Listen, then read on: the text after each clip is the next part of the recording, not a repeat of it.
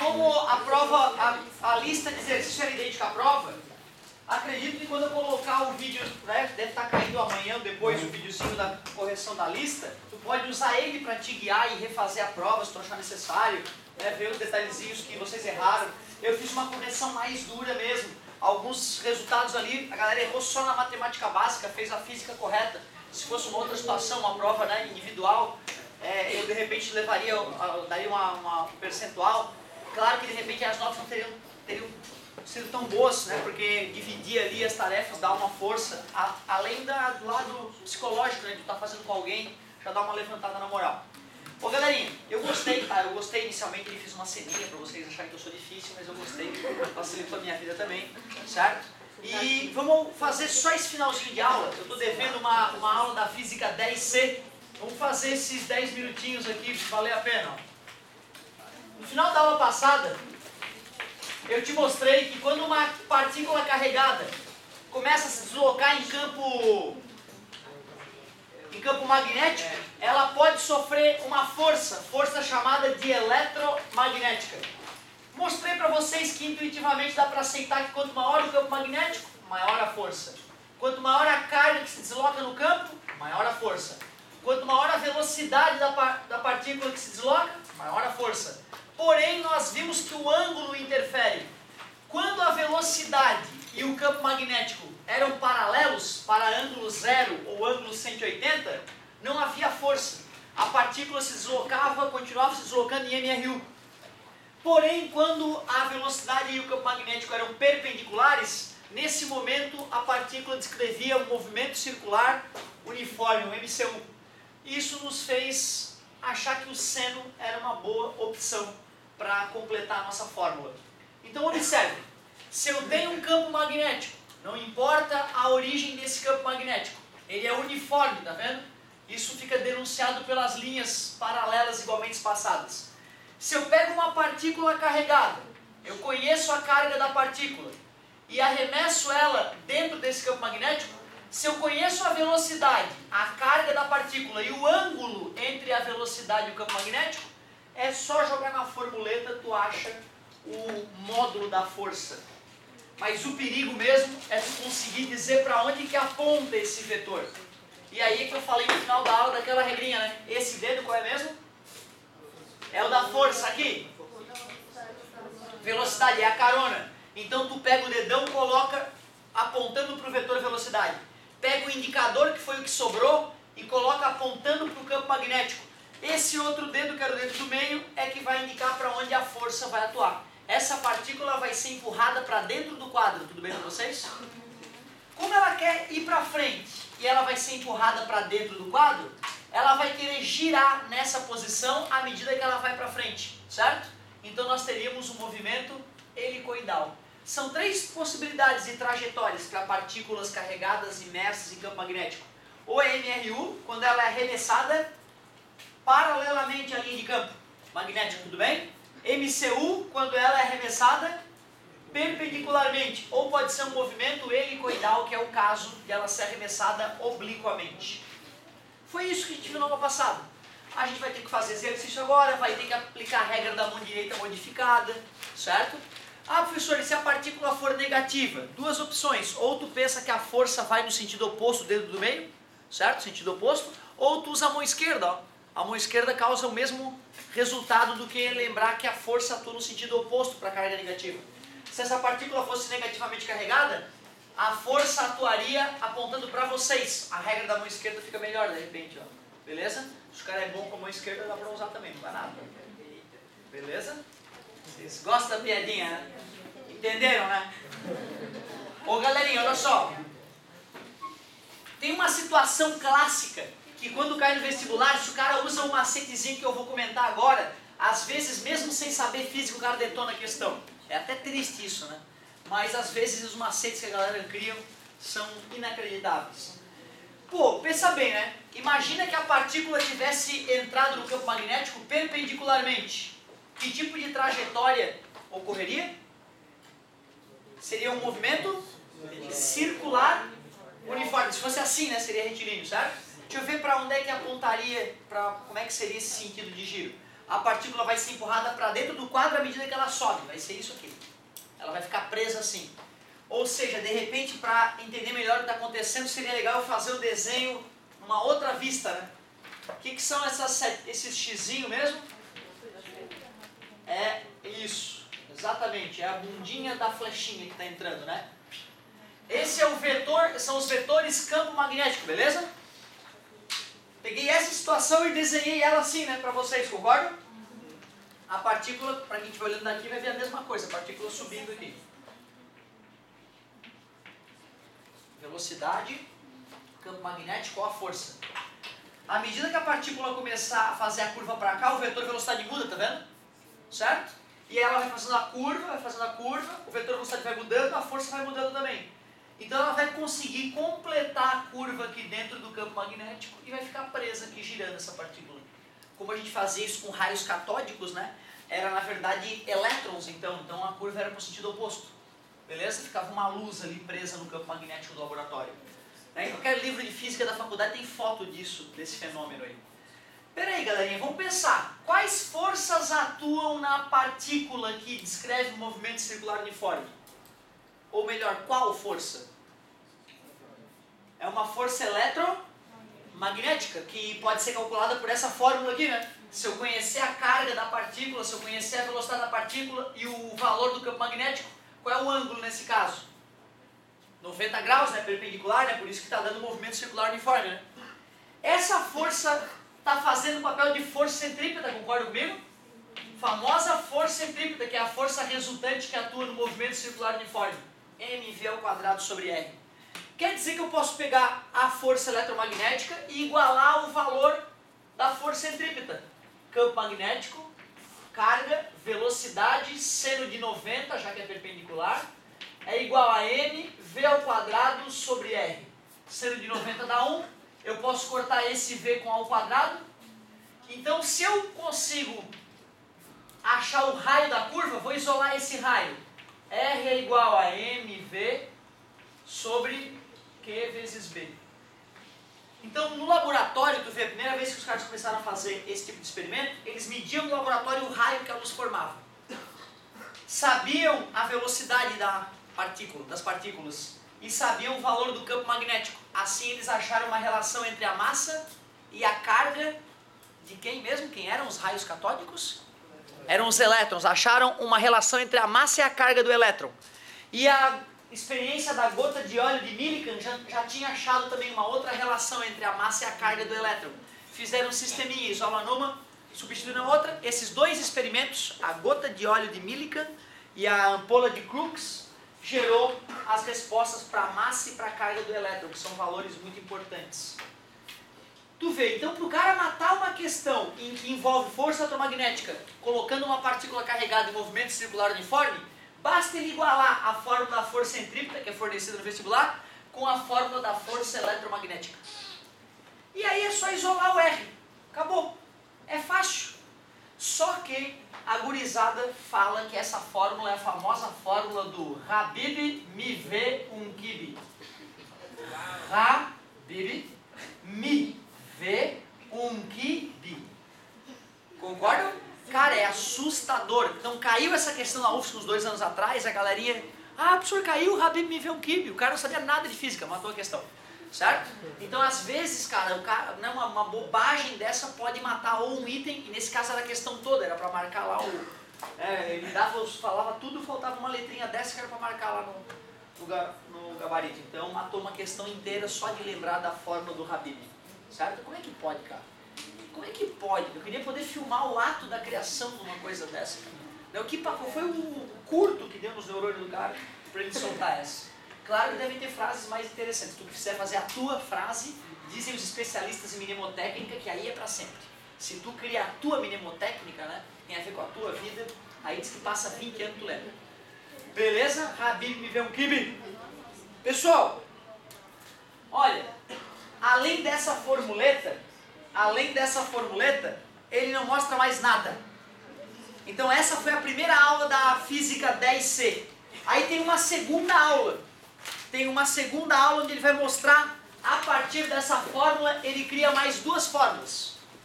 Que são simples de mostrar. Bateu o sinal? É aula de que vocês vão ter depois? Não vai ter. A Nilce falou que eu podia usar, que era a minha aula, Otávio. Tu é o rei da aula hoje, fica à vontade. Eu tô brincando, foi uma piadinha de mau gosto, não vou liberar. Não vou liberar.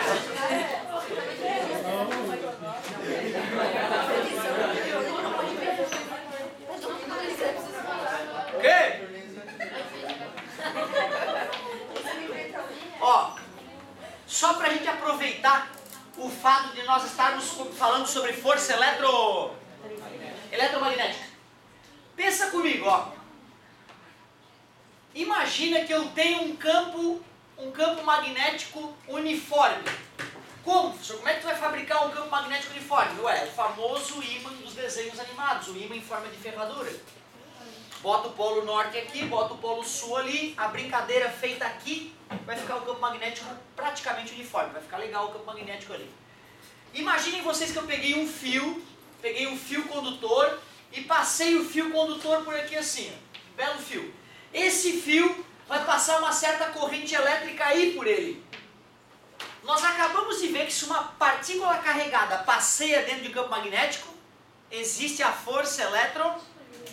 Tu concorda que um fio condutor, passando corrente elétrica por ele, é o mesmo que tem um monte de partícula carregada aqui passeando?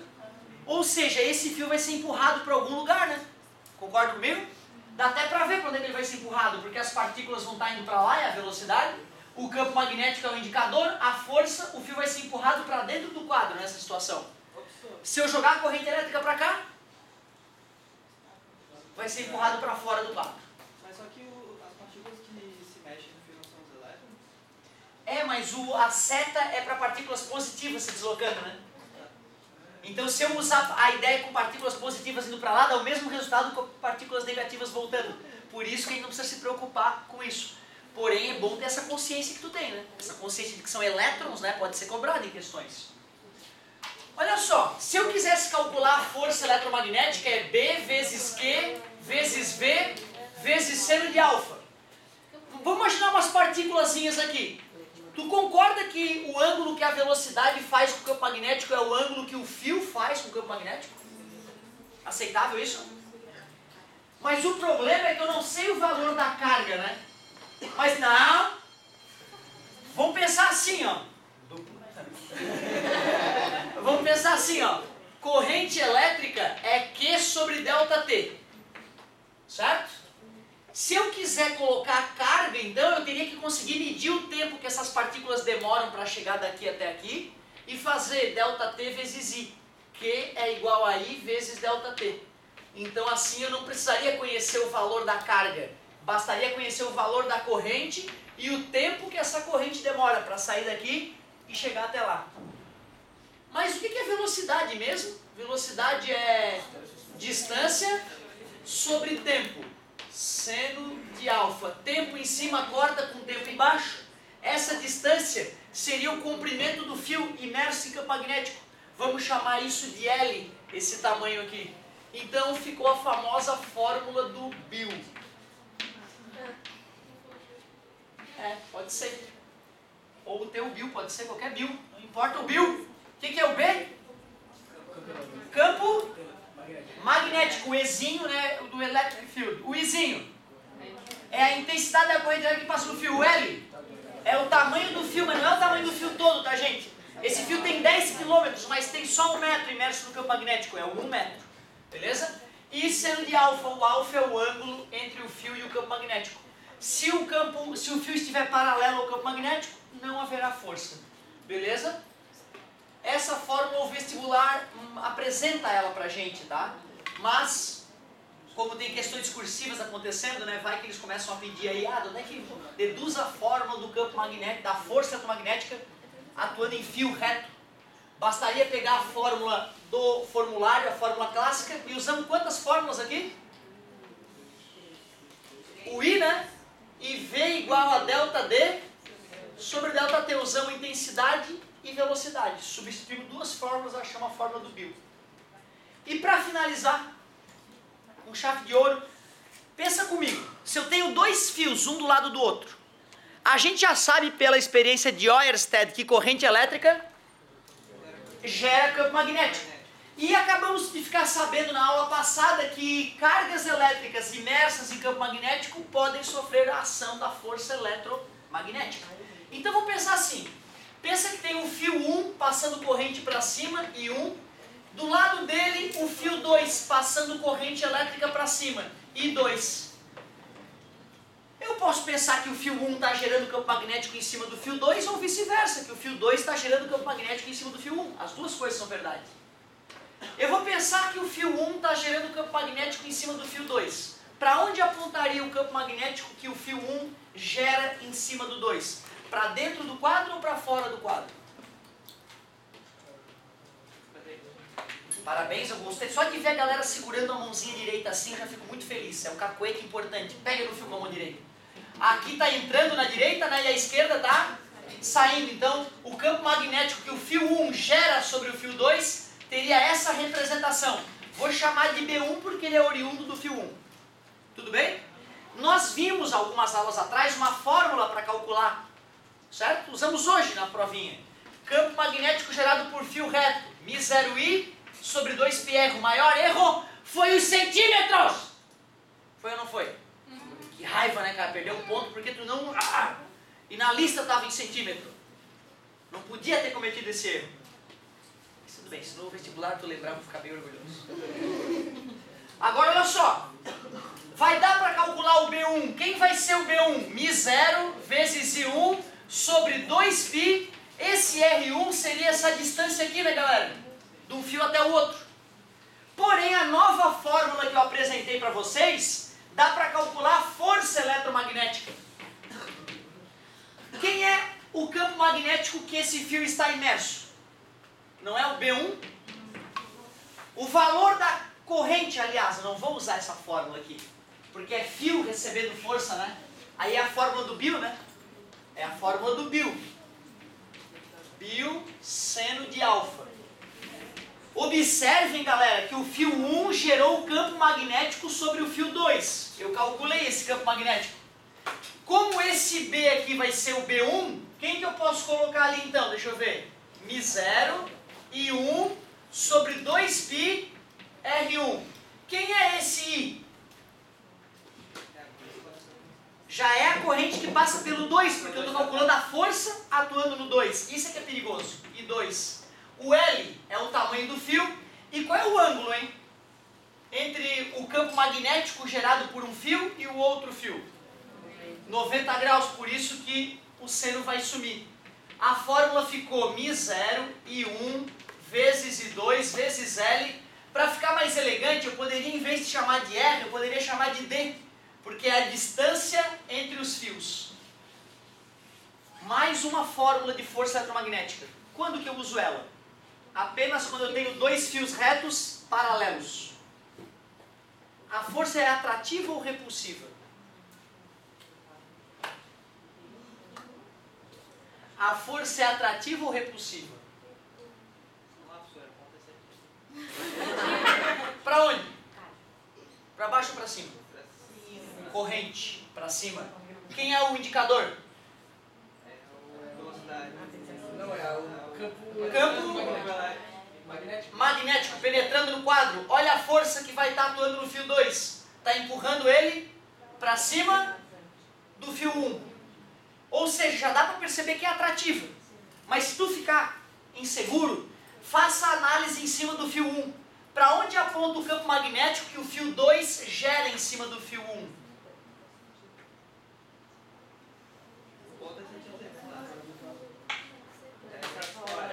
Obrigado. Campo magnético, quem gera aqui? É o B1 ou o B2 isso aqui? É o B2 porque é o fio 2 que está gerando sobre ele, né? Regra da mão direita modificada. A corrente sobe, é a velocidade. O campo magnético está apontando para vocês. E olha para onde é que vai ser a força.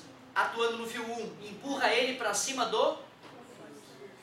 Se alguém me pergunta na rua, fios retos, paralelos, corrente para o mesmo sentido, atração ou repulsão, eu me pego todo e não respondo. Eu te juro, cara, eu não me dei ao trabalho de decorar que quando é para o mesmo sentido, atrai. Quando é sentidos opostos, Eu não me dei o trabalho, porque eu prefiro na hora, consciente, aplicar a regra da mão direita para descobrir para onde é que aponta o campo magnético e depois aplicar a regra da mão direita modificada para descobrir para onde é que é a força. Assim eu estou resolvendo uma gama imensa de questões. Mas eu vou te dizer que não tem nada de absurdo o aluno ir lá e decorar, fios paralelos, corrente no mesmo sentido atrai, sentidos opostos repelem. Tu vê que estranho, não dá para decorar que sempre que os opostos se atraem. Aí no caso é o contrário, os opostos se repelem. As correntes nos sentidos opostos faz os fios se repelirem. Com isso a gente encerra assim o volume 10C. Mas, sério, eram as duas fórmulas que faltavam, a do Bill e a dos fiozinhos. Anota a tua tarefinha então. Aí vocês podem ir embora, eu vou ficar muito orgulhoso de a gente ter chegado nesse ponto. Obrigado pela paciência, galera. Façam páginas 10 e 11. Eu vou pedir 2 de cada aula, porque são só 2 aulas. 10 e 11, putz. Cara, ó, eu diria que o melhor que tu pode fazer é pegar algumas questõezinhas assim que tu acha mais elaboradas dos últimos 2 anos, porque deu uma modificação bem grande no nível do Enem nos últimos anos. Pega dos últimos 2 anos e faz uma questão ou outra. E assim, ó, a dica principal, não leiam as questões todas. Desde o começo. Primeiro lê a pergunta. Depois de ler a pergunta, vê se vale a pena ler o enunciado todo, senão não leia. Porque se tu for ler todos os enunciados, não vai dar tempo nem de ler os enunciados, quanto mais de fazer as questões. Tá? Essa é uma dica que eu acho que vale a pena, cara. Não sai lendo tudo. Saca? Dá uma lida e essa aqui não tem jeito, vou ter que ler tudo. Faz com mais atenção. E essa aqui a pergunta é boba, cara, só precisa olhar para a tabela e puf. Pode fazer isso, que isso vai ser uma dica preciosa. Acho que é a melhor. A semana que vem a gente tem o objetivo, então a gente vai ajudar. Sim, sim. Podemos comer isso, pode trazer questões do Enem pra gente resolver. Isso seria maravilhoso. 10 e 11. 10 e 11. E questão 5. 5, 10 e 11. Muito obrigado pela paciência e pela atenção. São as páginas da física 10. Valeu, galerinha!